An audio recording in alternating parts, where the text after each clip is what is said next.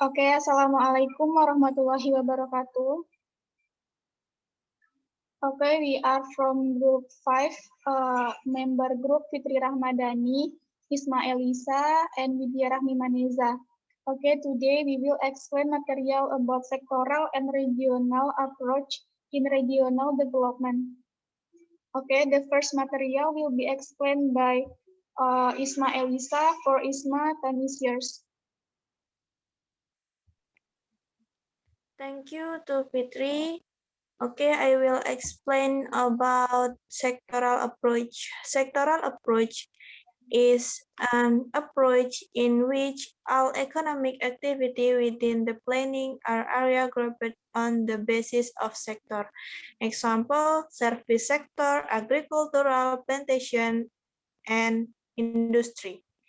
Jadi pendekatan sektoral. Pendekatan sektoral adalah suatu pendekatan di mana seluruh kegiatan ekonomi di dalam wilayah perencanaan dikelompokkan atas dasar sektor-sektor, seperti sektor jasa, sektor pertanian, sektor perkebunan, dan sektor industri. Next is in a sectoral approach for each sector, and in-depth analysis of these commodities should be made. First is what sector have competitive advantage in the region that can competitive in global market. Next is what sector are basis and non-basis. The next is what sector have high added value. The next is what sector absorb a lot of labor. And the next is on the basis of various criteria, what commodities need to be developed in the area based on the target to be achieved, determining the priority scale needed in regional development planning. Dalam pendekatan sektor, untuk setiap sektor seharusnya dibuat analisis yang dapat mengenai yang mendalam mengenai komoditas tersebut. Yang pertama adalah sektor apa yang mempunyai nilai keuntungan kompetitif di wilayah tersebut yang dapat bersaing di pasar global. Selanjutnya yaitu sektor apa yang bersifat basis dan non-basis.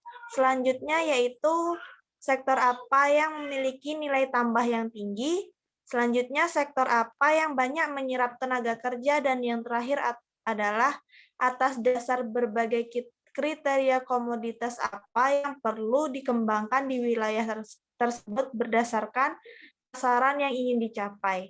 Penetapan skala prioritas dalam perencanaan pembangunan ekonomi. That's all from me. Back to moderator.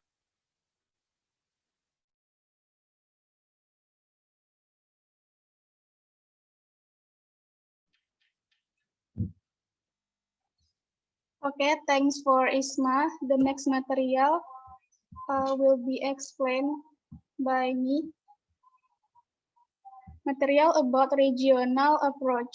Regional approach is an approach that views the regional as a collection of parts of a smaller area with all its potential and attractive.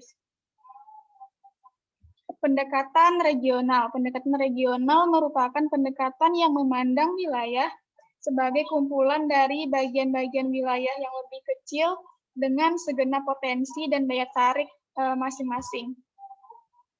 The regional approach concerns the use of space for production or service activities and also predict direction of activity. Concentration and estimate the facility requirement for each concentration and plans connecting net so that various administration of activities can be like efficiently. Pendekatan regional memperhatikan penggunaan ruang untuk kegiatan produksi atau jasa, dan juga memprediksi arah konsentrasi kegiatan dan memperkirakan kebutuhan fasilitas untuk masing-masing konsentrasi, serta merencanakan jaringan penghubung sehingga berbagai konsentrasi kegiatan dapat dihubungkan secara efisien. Okay, that's all material from me. Then the last material will be explained by Isma Elisa. For Isma, take your time. Okay, thank you to moderator. The last material about integrating sectoral and regional approach in regional development planning. Integrating sectoral and regional approach in regional development planning. The sectoral approach is usually less spatial or doesn't pay attention to spatial aspect as a whole, while the regional approach is more spatial in nature and service as a bridge to link development planning with spatial planning. Materi yang terakhir yaitu mengenai mengintegrasikan pendekatan sektoral dan regional dalam perencanaan pembangunan daerah. Pendekatan sektoral biasanya bersifat less spasial atau kurang memperhatikan aspek ruang secara keseluruhan. Sementara pendekatan regional lebih bersifat spasial dan merupakan jembatan untuk mengaitkan perencanaan pembangunan dan tata ruang. Perencanaan pembangunan wilayah mestinya memadukan dua pendekatan tersebut, karena pendekatan regional saja tidak cukup, karena analisisnya akan bersifat makro, sehingga tidak mampu membahas sektor per sektor, apalagi komoditi per komoditi. The next is about the step of combining the two approach, such as in the preparation of the RPGM, are generally outlined as follows. First is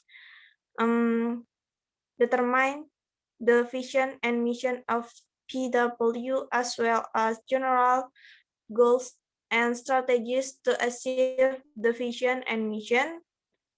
Next is take a sectoral approach first. The next is for each commodity as less it must be related to the area of planting area, harvesting area. And the next is for each commodity, certain parameters are calculated such as productivity per hectare, productivity per worker. And the next is projected marketing needs or prospect of each commodity for a period of 5 years. Selanjutnya yaitu langkah-langkah penggabungan kedua pendekatan tersebut seperti dalam penyusunan RPJM, rencana pembangunan jangka. Secara umum dikemukakan yang pertama yaitu menetapkan visi dan misi PW serta tujuan umum strategi untuk mencapai visi dan misi tersebut. Selanjutnya yaitu melakukan pendekatan sektoral terlebih dahulu. Yang ketiga yaitu untuk setiap komoditi setidaknya harus menyangkut luas penanaman wilayah, wilayah penanaman, luas panen, dan lainnya. Yang keempat yaitu untuk setiap komoditi dihitung parameter tertentu seperti produktivitas per hektar, produktivitas per kerja, dan lain sebagainya. Dan yang kelima yaitu proyeksi kebutuhan atau prospek pemasaran dari masing-masing komoditi untuk 5 tahun, untuk masa 5 tahun. And the next is on the basis of marketing prospect and various other macro consideration. The next is project change in parameters such as productivity per hectare, productivity per worker, and teaching. The next is recapitulating land recruitment, labor recruitment, fertilizer or pesticide recruitment, and capital recruitment. The next is combining the input needs of each commodity as a whole in order to obtain the needs of the sector. The last one is calculate whether the needs for land, labor, fertilizer, or pesticide is still available. Selanjutnya yaitu yang keenam, atas dasar prospek pemasaran dan berbagai pertimbangan makro lainnya. Yang ketujuh yaitu memproyeksikan perubahan atas berbagai parameter seperti produktivitas per hektar, produktivitas per tenaga kerja, dan lain sebagainya. Yang kedelapan yaitu merekapitulasikan kebutuhan lahan, kebutuhan tenaga kerja, kebutuhan pupuk atau pestisida, dan kebutuhan modal. Yang kesembilan yaitu menggabungkan kebutuhan input setiap komoditi secara keseluruhan sehingga diperoleh kebutuhan sektor. Dan yang terakhir yaitu menghitung apakah kebutuhan lahan, tenaga kerja, pupuk, pestisida masih tersedia. That's all from me. Back to moderator. Okay, thank you for Isma Elisa. Okay, class, I think that's all material for today. Sorry for any mistake. Assalamualaikum warahmatullahi wabarakatuh.